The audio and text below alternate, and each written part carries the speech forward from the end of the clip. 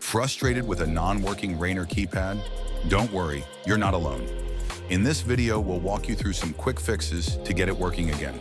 First, check the battery.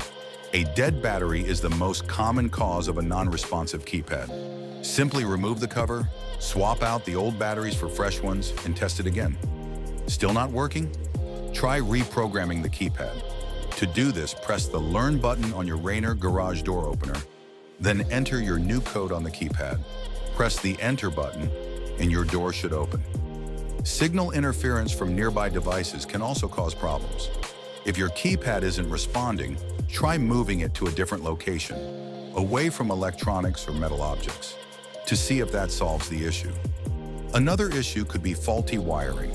If you're comfortable doing so, check the wiring inside the keypad. Loose or damaged wires could be preventing it from working.